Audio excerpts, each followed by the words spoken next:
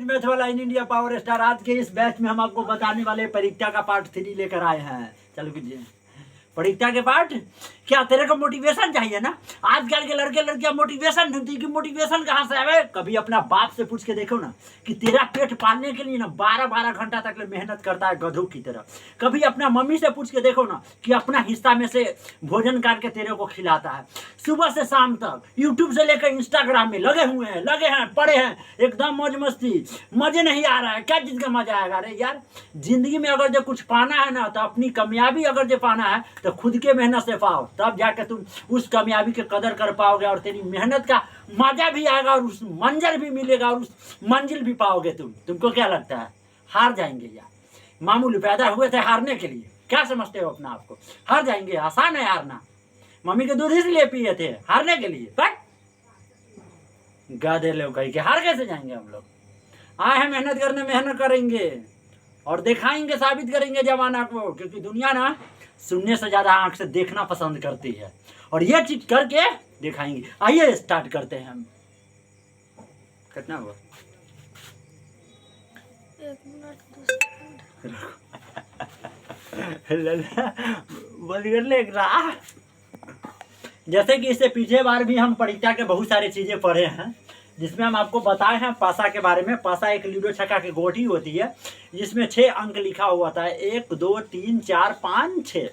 6 से ज़्यादा आपको कभी प्राप्त नहीं होगा। 7 8 9 10 ये सब नहीं होते हैं, या 0 या दशमलव में कोई अंक नहीं होता है, या रूट के अंदर कोई अंक नहीं होते। केवल 1 से लेकर 6 तक के बीच और 1 और 6 स्थित होते हैं।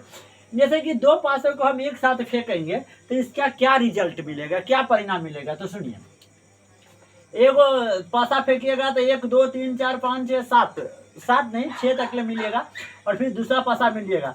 तो हो सकता है दोनों पासा को फेंकने के बाद दोनों पर 1 1 आ जाए। ये हो सकता है कि दोनों पासा को फेंकने पर एगो पासा पर 1 आ जाए, एक पासा पर 2 आ जाए।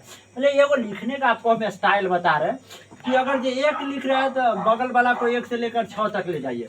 फिर 2 लिख रहा है तो 2 के स्थिर रखिए और 1 से लेकर 6 तक लिए। परिणाम गिनने में बहुत आसानी होगा, समय की आपकी बचत होगी। यदि 3 लिख रहा है तो लेफ्ट साइड वाला 3 रखने दीजिए, बाकी 1 से लेकर 6 तक लिखिए। 4 है तो 4 को रहने दीजिए, 1 से लेकर 6 तक ले लिखिए। 5 है तो 5 को रहने दीजिए, 1 से लेकर 6 तक ले। 6 है तो 6 से लेकर 6 तक ले लिखिए। इससे आगे आपका नहीं होगा। मतलब 1,1 होगा, 1,2 होगा, 1,3 होगा, 1,4 होगा। इसका मतलब ये हुआ 1,3। मतलब 2 को सिक्का को 2 को पासा को फेंकने पर एगो पर 1 आ गया, दूसरा पर 3 आ गया। 1 सिक्का को फेंकने पर एगो पर 1 आ गया, दूसरा पर 4 आ गया। ये भी तो हो सकता है। टोटल गिनने के बाद आपको प्राप्त होगा 1 2 3 4 5 6 7 8 9 10 11 12 13 14 15 16 17 18 19 20 21 22 23 24 25 26 27 28 29 30 32 33 34 35 36 गो मतलब नंबर ऑफ टोटल रिजल्ट आपको प्राप्त हो रहा है। मतलब टोटल संख्या कितना है? 36 गो। आइए प्रयोग के बारे में जानते हैं। वह प्रक्रिया जिसमें एक सुपरिभाषित परिणामों की प्राप्ति होती है। मतलब ऐसा चीज जिसको हम लोग प्रयोग करते हैं, जानते हैं। जैसे कि एक सिक्का को उछालिएगा तो एक प्रयोग होगा ना, या तो हेड आएगा और नहीं तो आपका टेल आएगा। समझे कि नहीं समझे?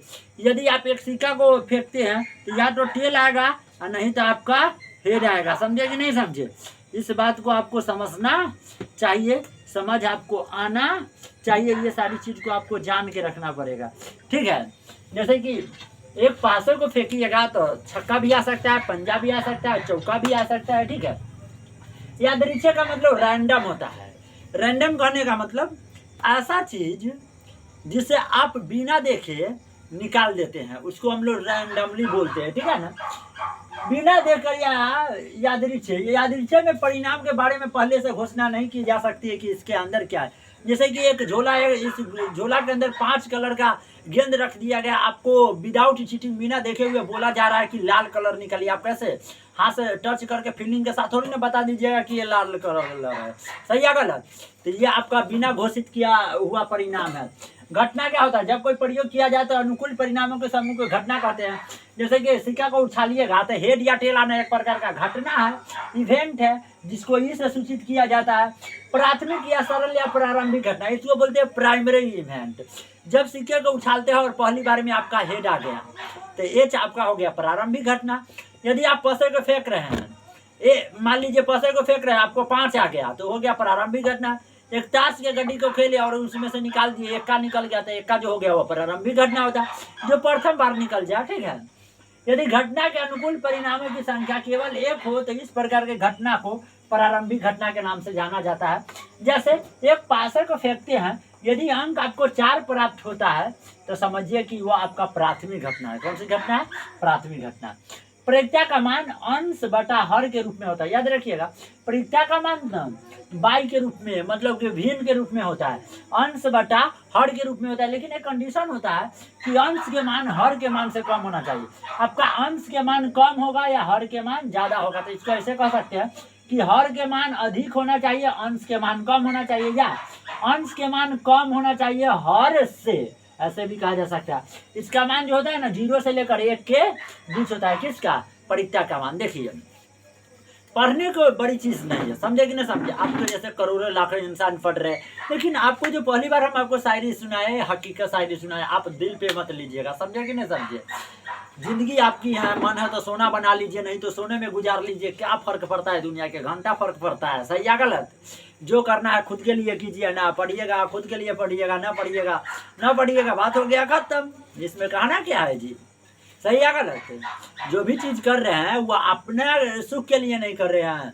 मान लीजिए आप पढ़ लिख लीजिएगा, आगे चल के बहुत अच्छा इंसान बन जाइएगा, समझदार इंसान बन जाइएगा। पढ़ाई का मतलब ये नहीं होता है कि नौकरी, या एकदम समझदार इंसान होना चाहिए, हर इंसान को कदर करना चाहिए। एक आपके पास बेहतर डीपली नॉलेज हो जाएगा तो आपको सब कुछ समझ बुझा जाएगा, समझे कि ना समझे। ये जो घमंड नाम की चीज सब देख रहे हैं, ये सब कुछ खत्म हो जाता है, याद रखिए।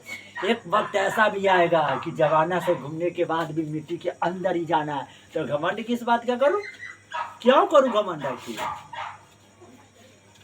चलिए समझाते कम है, पढ़ाई पर ज्यादा फोकस कीजिए। एग्जाम का प्रेशर है आप लोगों को, क्या करें, बढ़िया से तैयारी करिए। सुबह में 3 बजे उठिए, बढ़िया से प्रिपरेशन कीजिए यार।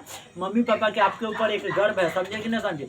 यदि आपके गार्जियन आपको नालायक बोल रहा है, इसका मतलब यह है कि आपके अंदर कुछ ना कुछ गड़बड़ियां है, कुछ ना कुछ कमियां है, उसको सुधारने की जरूरत है।